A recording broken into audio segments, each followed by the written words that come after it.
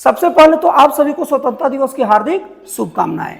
दोस्तों, हमारा देश 15 अगस्त 1947 को आज़ाद हुआ था और उसी के बाद से हर 15 अगस्त को हम लोग स्वतंत्रता दिवस के रूप में मनाते हैं। लेकिन क्या आपने कभी सोचा है कि अंग्रेजों ने भारत को आज़ाद करने का दिन 15 अगस्त ही क्यों चुना? दोस्तों, इसके लिए ना हमको सेकेंड वर्ल्ड वॉर के आखिरी फेस को जानना पड़ेगा। दोस्तों, आप लोगों को बता दूं कि अमेरिका द्वारा जापान पर 6 अगस्त 1945 के हिरोशिमा शहर पर ना परमाणु हमला किया गया था, जो पूरे विश्व का पहला परमाणु हमला था। और इसके ठीक 3 दिन बाद दूसरा परमाणु हमला 9 अगस्त 1945 को किया गया। और उसके बाद में आज तक विश्व में कोई कभी परमाणु हमला किसी देश पर नहीं किया। और 9 अगस्त के ठीक 6 दिन बाद 15 अगस्त को जापान द्वारा आत्मसमर्पण पूरे विश्व के सामने कर दिया गया। अब अमेरिका जिस गुट में था उसी गुट में ब्रिटेन भी था। तो इस समर्पण को विश्व के सामने दिखाने के लिए और अंग्रेज अपनी इज्जत बचाने के लिए इस समर्पण के दिन को ही भारत की आज़ादी के दिन के रूप में चुना। इसीलिए 15 अगस्त को ही भारत को आज़ाद किया गया अंग्रेजों के द्वारा। हालांकि 3 जून 1947 को ही लॉर्ड लुई माउंटबेटन द्वारा भारत की आज़ादी घोषणा कर दी गई थी। अब इसके बाद मैं आप लोगों को कुछ और 15 अगस्त से संबंधित किस्से बताता हूं। 15 अगस्त 1972 को जो हमारे पोस्ट ऑफिस में पते ढूंढने की झंझट से बचने के लिए बहुत ही अच्छा तरीका ढूंढा गया, पिन कोड की शुरुआत की गई। पिन कोड का मतलब होता है एक पोस्ट ऑफिस का एक ही पिन नंबर होगा।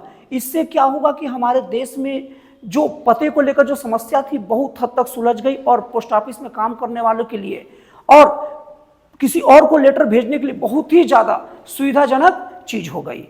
और इसके बाद 15 अगस्त 1982 को टेलीविजन, जिसे दूरदर्शन के नाम से जनरली जाना जाता है, उसमें पहली बार रंगीन प्रसारण का शुरुआत हुआ और तत्कालीन प्रधानमंत्री इंदिरा गांधी के भाषण के द्वारा यह शुरुआत किया गया।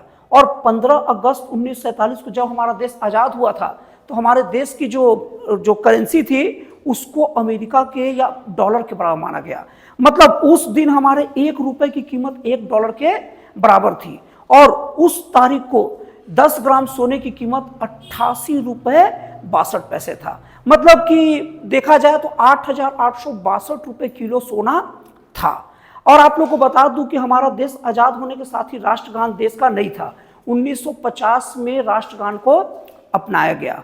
और तो और 15 अगस्त 1947 को जब हमारा देश आज़ाद हुआ था तो आज़ाद होने के वक्त भारत और पाकिस्तान का ठीक से सीमा रेखा क्लियर नहीं था। आज़ादी के 2 दिन बाद 17 अगस्त 1947 को रेड क्लिफ नामक अंग्रेज अधिकारी के द्वारा भारत और पाकिस्तान का सीमा ऐसे ही खींच दिया गया और वही सीमा बाद में मान्य रहा और इसीलिए भारत और पाकिस्तान के सीमा को रेड क्लिफ लाइन कहते हैं। और सबसे बड़ी ताजुगी की बात बता दूं कि महात्मा गांधी के द्वारा 15 अगस्त 1947 में देश आज़ाद हुआ था। तो इस आज़ादी के जो खुशी मनाना था उसमें शामिल दिल्ली में नहीं हुए थे।